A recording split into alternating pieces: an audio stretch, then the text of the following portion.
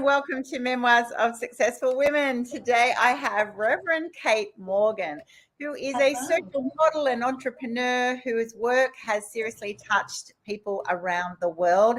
She is a college professor. She's a 9 times award-winning film producer, 3-time award-winning poet. She's also enrolled in a PhD at the moment on organizational leadership. She has so much happening in her world, and we are going to chat about that today, and a little bit about life in the military. So welcome to the program, Kate. Hi, it's just such a pleasure to be here. Thank you so much for having me on the show. You are so welcome. So tell me, I know your backstory is that you're in the military for a very long time, and now you've gone off and done all of this, study and are still studying, and also into poetry and things like that. We're going to be talking diet and lifestyle and exercise and balance, and there's just so much happening in your world. How about we get the listeners sort of just on the journey and tell us what you were doing in the military, or what you might still be doing with them in the future. So when I was in the military, I joined after I had worked for a hospital group in the US called Kaiser Permanente and Texas Health, and I learned a lot about Blue Zone and pandemic planning. So I joined the military and I ended up in a chemical unit, which was very interesting because my grandmother married a man who was with the inventors of some very interesting chemical weapons. He actually was part of the invention team that invented Agent Orange. So I, as his step-granddaughter, ended up in the military chemical brigade as a chaplain assistant in a very humanitarian position. And he left Monsanto to become a pastor. So it was almost like all in the family. And I learned a lot about compassion and helping others as a chaplain assistant. And when I left the Army and got a master's degree, I thought I was just going to be teaching English because that's what my degree was in. English rhetoric, it makes sense with poetry and filmmaking and film review, which are things I've done.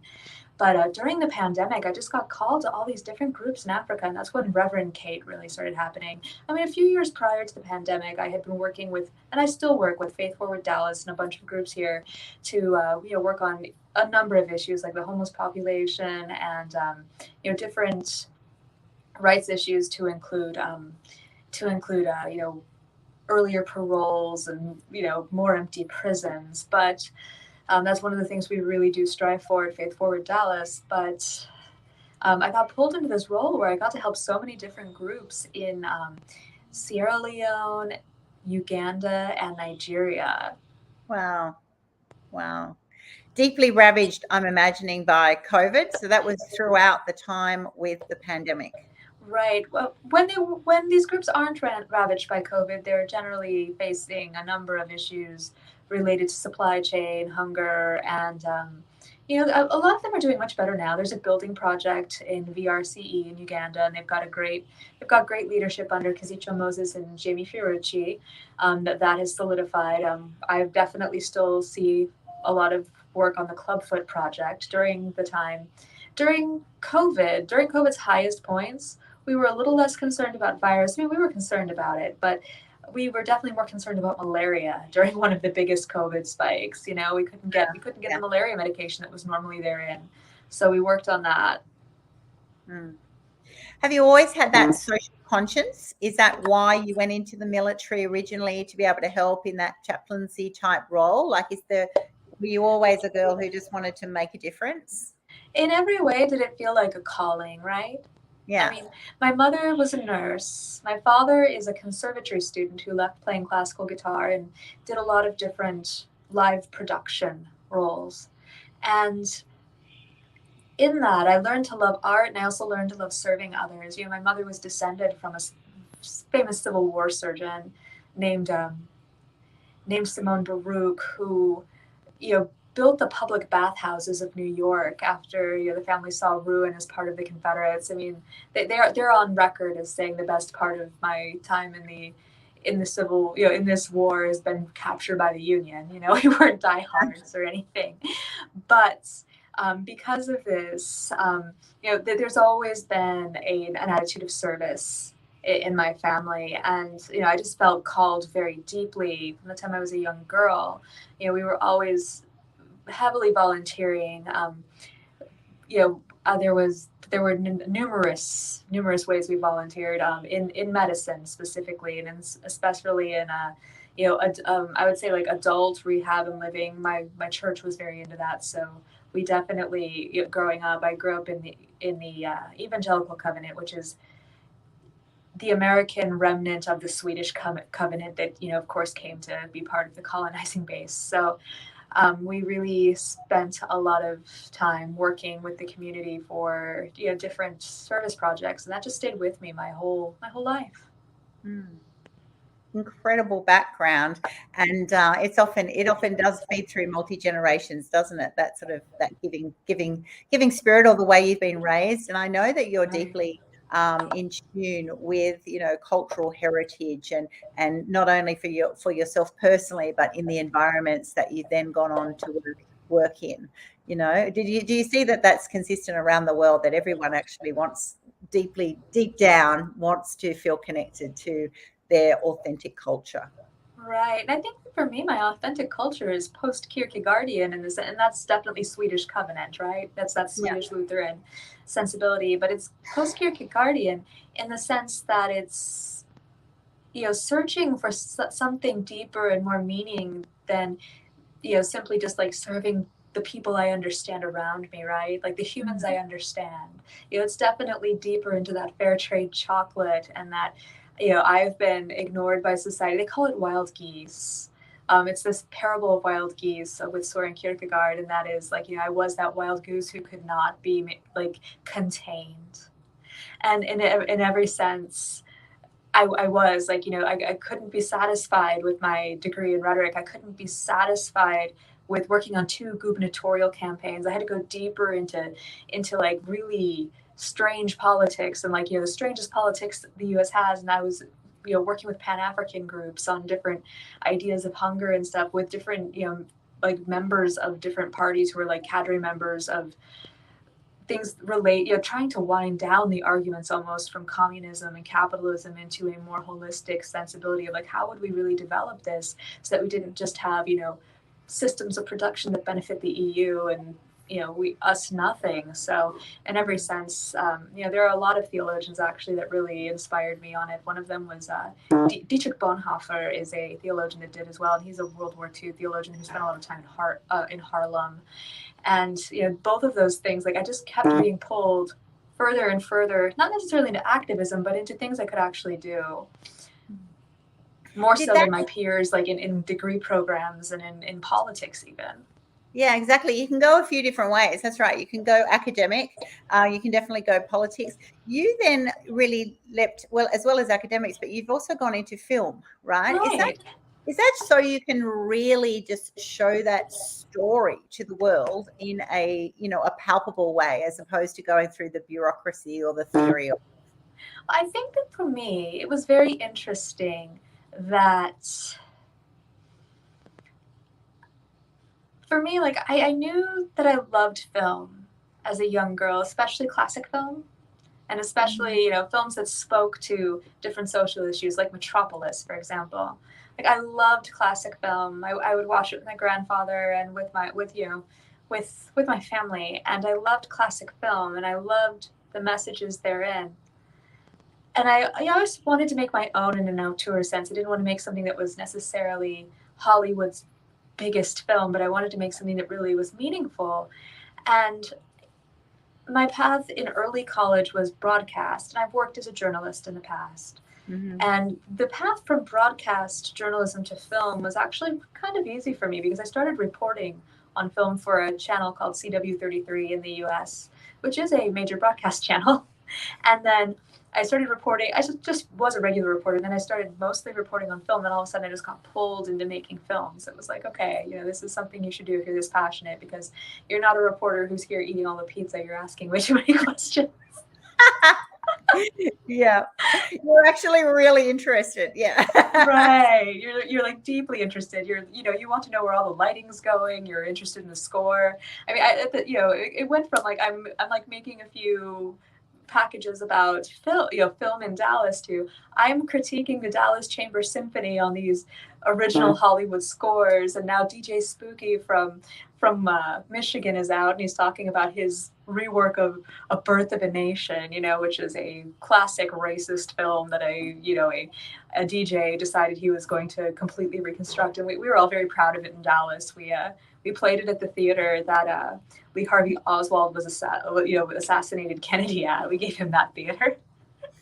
And it was like a beautiful moment for Dallas in that it happened about the time that we had a police shooting out here. It was a beautiful moment for like film in Dallas. We were just kind of like, okay, we're really ready to just say we're done with the racism. And you've ended up though getting 5 award-winning films, right? Right.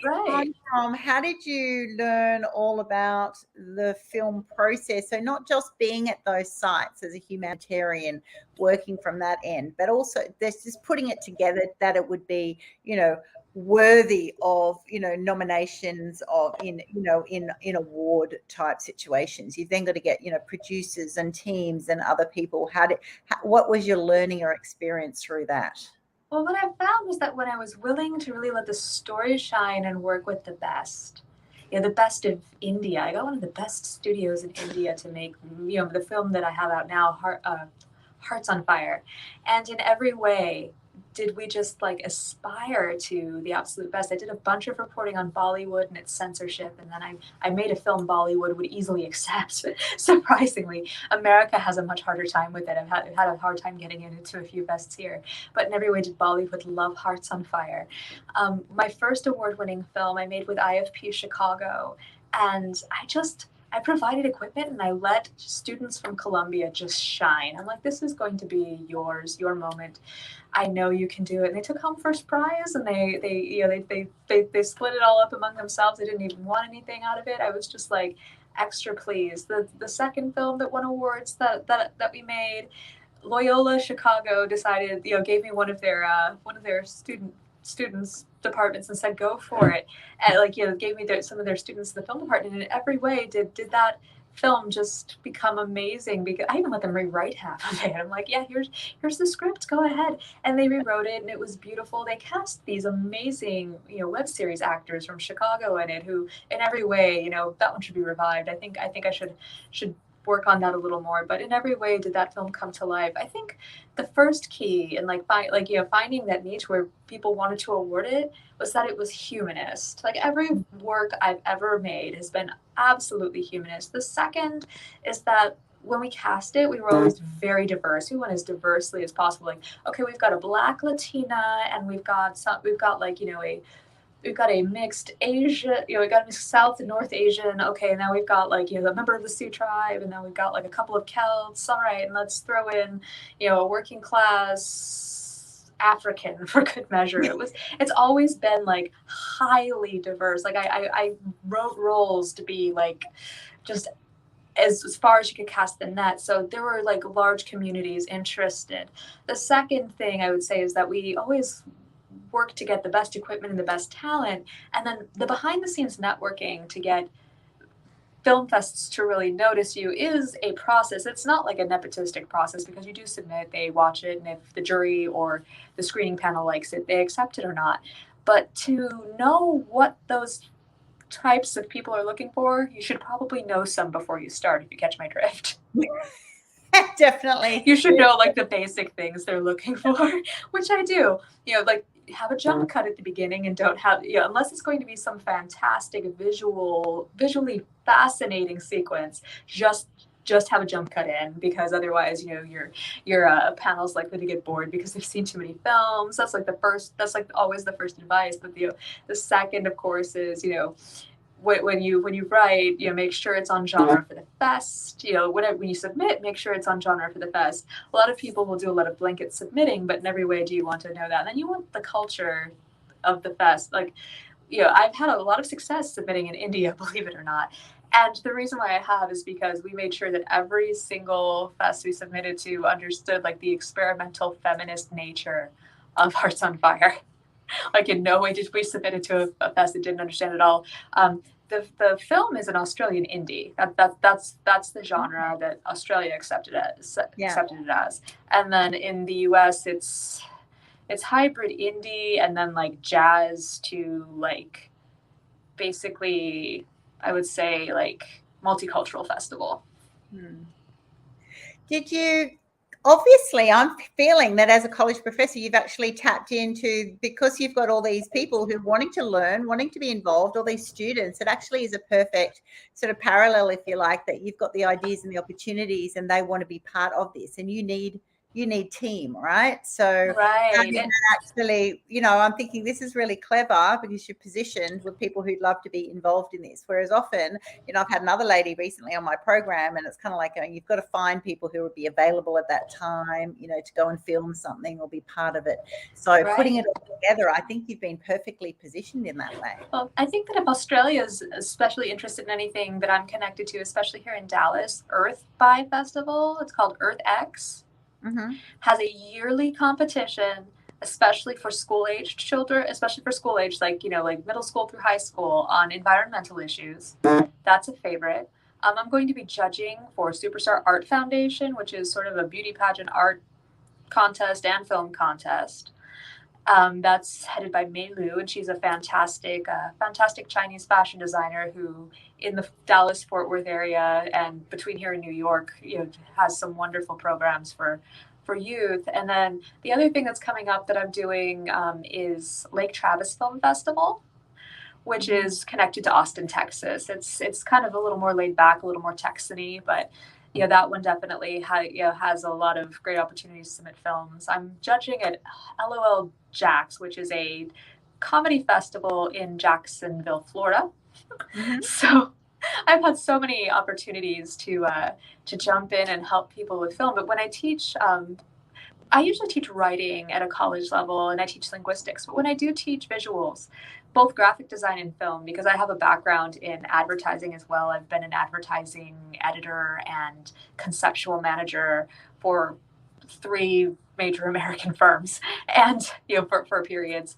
And in those periods, I really learned to work with teams. But I try to tell my students that you really want to get the thesis of a film, just like you want to get the thesis of a paper, like established before you write it. We're doing that right now with a team for San Antonio's 48-hour film project, which is fun, a lot of fun.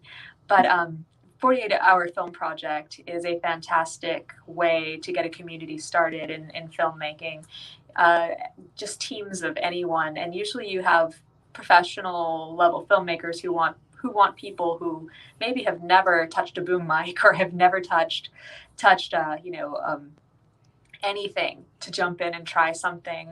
That's always a great place. So just 48-hour film project. 2 days, you just all stacks on, learn it. Do you polish something off? Do you have an end product in 48 hours? Yes. But usually people who are professional in 48-hour film project are the cameraman, or woman, the camera person. You've got the editors, and then you've got the producer. Everyone else can kind of be, I'm learning it. Absolutely fantastic. So is this why you left the military? Like, you had an amazing experience and time there, but then it's now freed you to then go and be broader, I suppose, and have your own. It's actually a deep story. I left the military because I was married to a wounded soldier, and my unit was very upset I left the military. And the wounded soldier, bless his heart, was not very good at being a husband. He's a very good chess player. He's a very good Olympic gymnast. He still trains people. He just, didn't have the skills to be a very good husband. And I know I had to work on mine as a partner at all. So our marriage dissolved, but I had already left the military at that point because he was upset. He had a wife in the military, even though he met her there, if that made any sense. Like, the therapist tried to explain it to him. It's like, she was in the military when you met her. So it shouldn't surprise you that she's not behaving like a docile housewife. Yes, exactly. Right? Like, she's a little too much of a go-getter. So in every way, we endeavored for 4 years to make that marriage work. And by marriage therapist 6, it had just gotten so ugly that, the bruises on the outside were why the therapist advised me to leave, even though it was against Louisiana state law. And surprisingly, my former partner, had studied at seminary to be a pastor. So I'd already gone through all his books. We had literally worked to set up a Bible language institute. I know a lot of things about a lot of obscure languages related to Bible, to Bible translation and study. And, I survived sexual assault in that union, and it was just advisable to end it. And I really haven't had a serious partner in 10 years, even though the marriage only lasted 4. But what I found was taking that pain and becoming Reverend Kate with it was so much more important than getting hung up on not having a partner. Yeah, exactly. Exactly. Very good. That's a gold nugget for those listening in. It's about being comfortable in your own self. Who am I? There's a time, and who knows how long that time is, and there's no rush on that. You're not better by suddenly, yeah, that's right, finding another partner, moving on. I think there's a lot of time of becoming Reverend Kate and who you are. I know how to flirt with one of Dallas's best conductors, and I know how to flirt with one of Houston's best parole, like parole to sentencing lawyers. Like we're because of politics and art, right? We're friends. I know how to be friends with really cool people who have been interested. I think the step I need to take is like really getting intentional about what I want for a long period of time. And I'm sure I can do that. Yeah, I'm very sure you can do that. So you're also into poetry. So you're in this sort of, you feel like film creation is, it's obviously artistic, it's deep, it's complex, getting story narratives, and then also poetry. Have you always loved poetry, or do you feel like the poetry, does it allow you just to have a different way of sharing a narrative? Does it touch different people? Why poetry?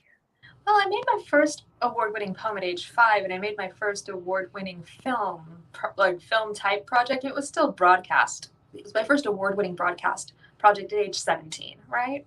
Mm-hmm. So with Poesis, I had gotten into the habit of working with imagery and narrative, and doing it in a way where it really touched large groups of people, and it just kept compounding in my writing. And I won many writing awards all throughout my teenage years. And then as I transitioned to my first attempt at college, in high school is when I started winning awards that, a lot of college people were actually, but my first attempt at college, when I started transitioning all that to my first attempt at college, I found that I was just struggling through all of these issues with feminine image, with sexuality, with coming from a religious family, but not necessarily feeling it. and all of these things that a lot of people who are 19 years old do. And I made some very interesting work that ended up on cable broadcast and ended up, in the local community, not much more than that. And it was very artistic. We even called it visual poem at the time. And it was intense because I was working through a whole bunch of Annie Nin and Sigmund Freud and like psychoanalysis, Lacan, and things leading up to World War II, Henrik Ibsen, the Doll's House. I was working through all that, feeling just sort of jumbled up about the idea of a relationship at all at the time. And I was dating an opera producer named Salvatore Vito. So I was singing in jazz clubs, kind of like working up to it on the way. But I decided instead to take a more normal approach to work, and decided to work for some hospital systems, and learned a lot about pandemic planning, like more than the average person. So that was cool. But in every sense with Poesis, it just comes from a more root part of myself. And winning awards it's interesting because, you write work, you expect, you hope people like it. And then when somebody comes back and says, yes, that was worthy of merit. Yes. Oh, that's even better. Like that, like a jury found this worthy of merit. And in every way as a child, every 3 years, like clockwork, would it happen, from the time I was 5 to the time I was to the time I was graduated from high school, poetry awards were very easy. Just working with, I don't know how to explain it, because it's almost the same as film. I'm not really working with words. I like start with a root image, right? And I see the action and I see how it transpires.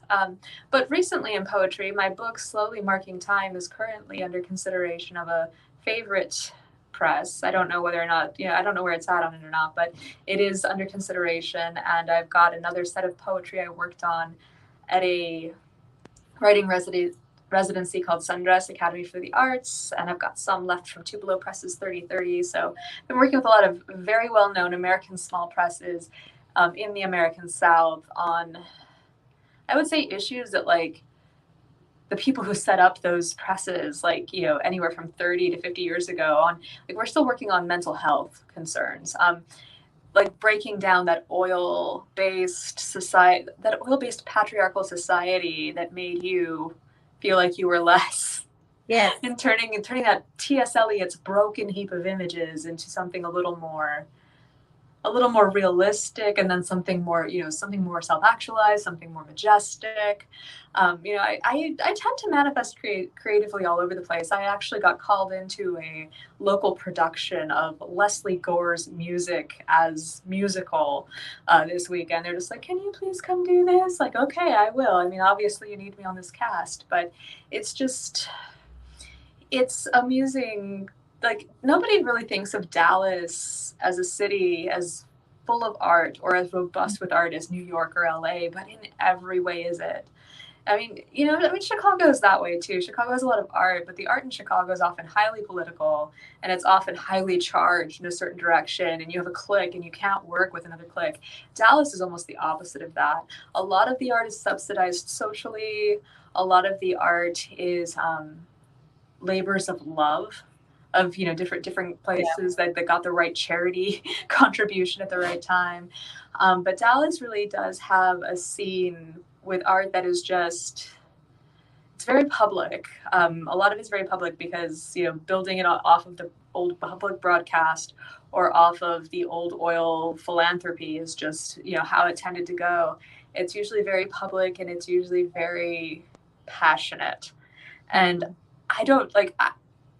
Dallas is where I learned critical rhetoric, and I learned a lot of different disciplines that were very well known in the 1960s that have sort of disappeared in the rest of the US. Like, we're teaching something else now.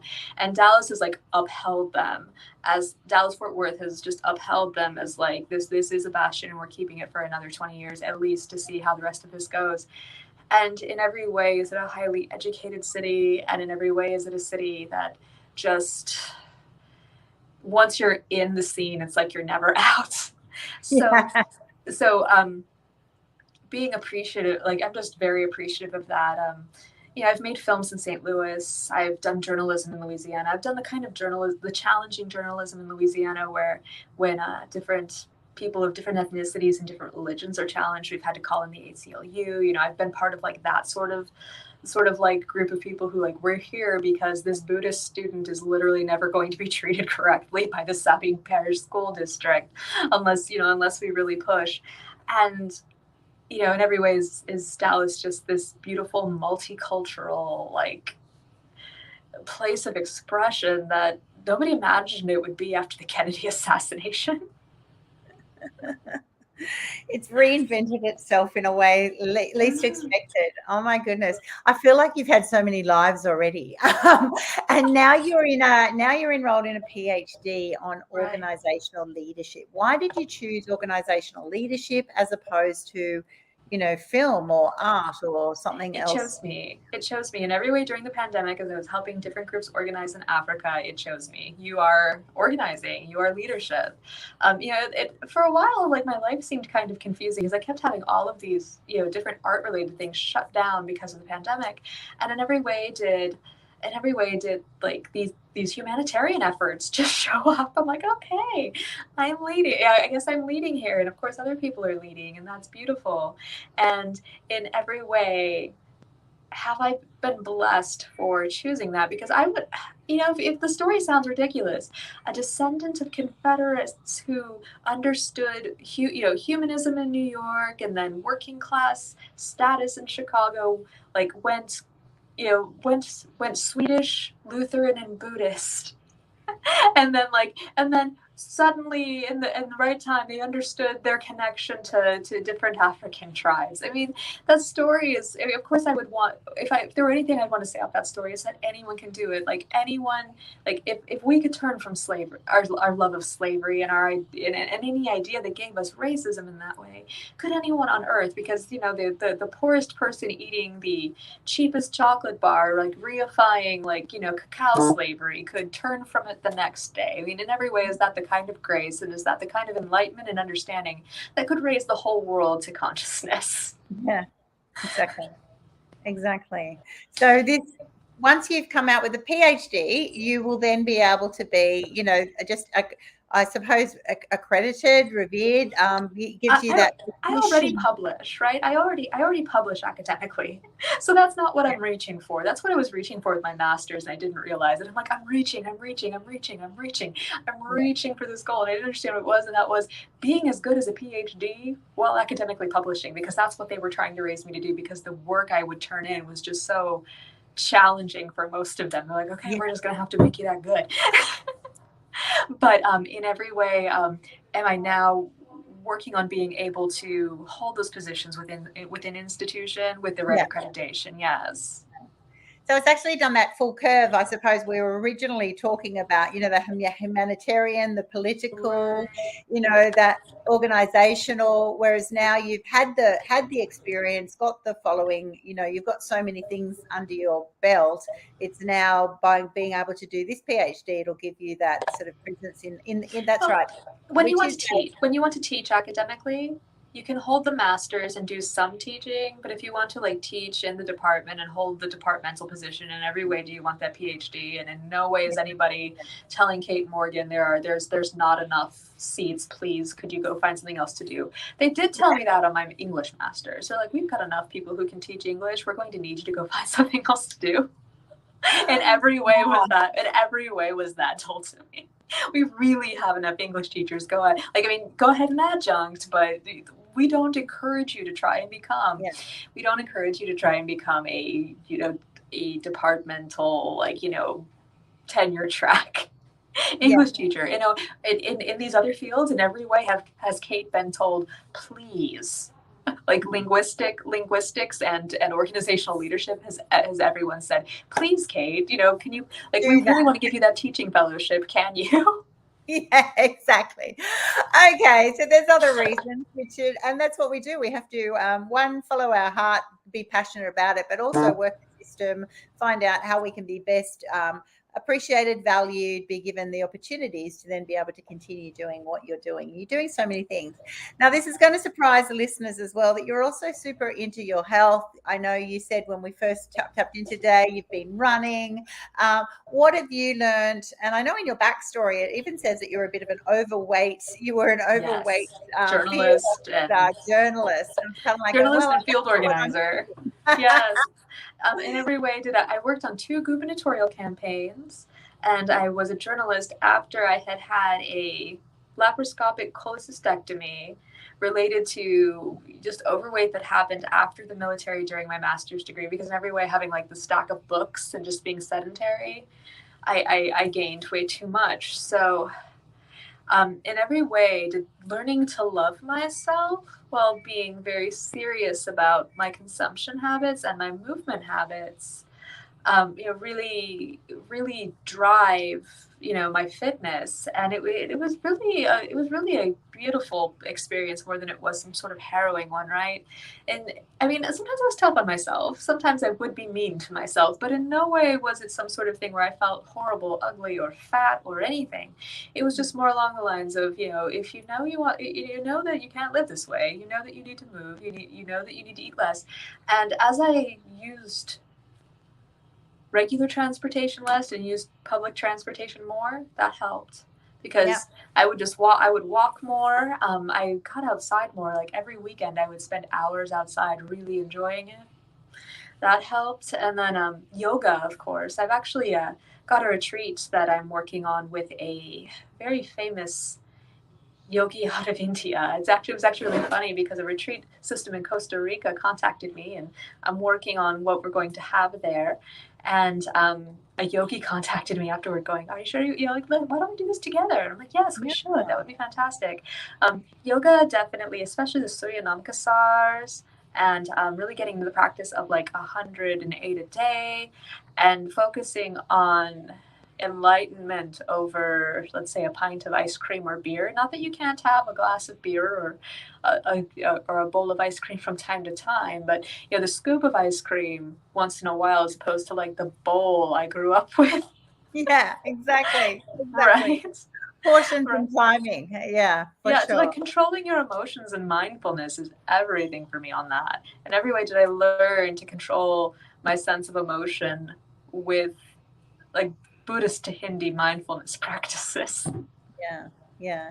And has that been a revelation post, your relationship breakdown and all the works that you've done? Thought, I need to actually just get myself grounded. I need to learn about my own, mindset and self-discipline in a way different to when you were working in the military, and you were probably, I'm assuming, very process driven, very, this is what we do, to suddenly who I am.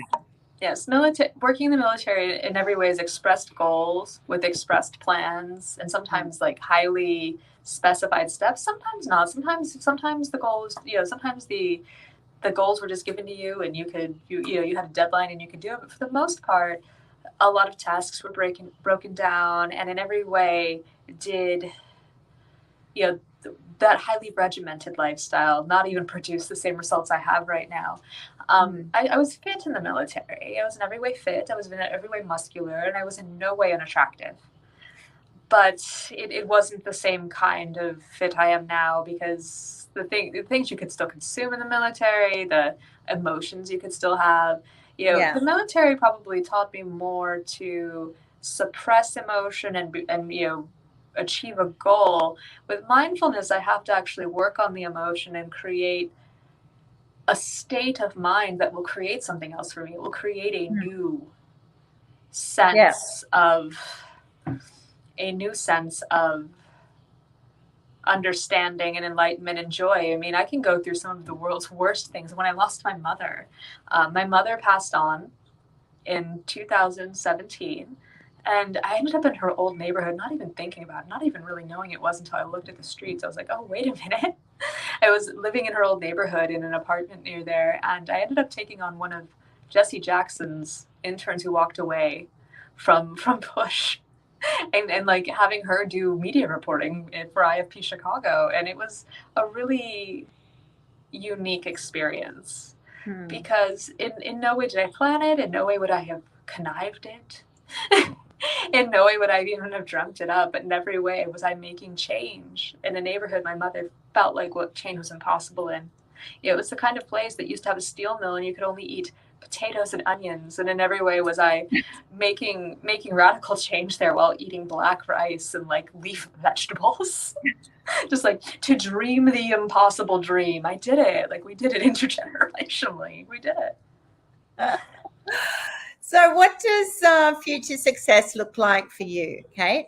I think future success is going to be getting more coalitions together in Africa and in Dallas to Africa to drive real change. We've been having talks with different sexual health providers and licensed social workers this week that I think are going to drive some really important change. Mental health in Africa in every way is sort of like a classed thing where we're really only treating those who have.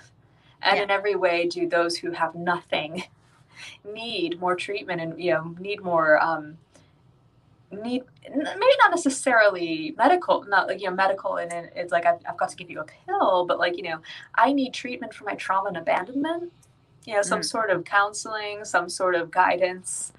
That would definitely be a great thing to get to common or, destituted Africans. I think that would be ideal. I think that getting programs together that could do simple art therapy even would be useful. I mean, even if we can't outpour all we should, simple art to craft therapy and simple life skills therapy that will, like, I built the house, I got it together, I got all these orphans in it. Like, I still feel like completely, that's what I'm seeing in a lot of my groups. I'm still feeling completely overwhelmed, and like, my society's still falling apart.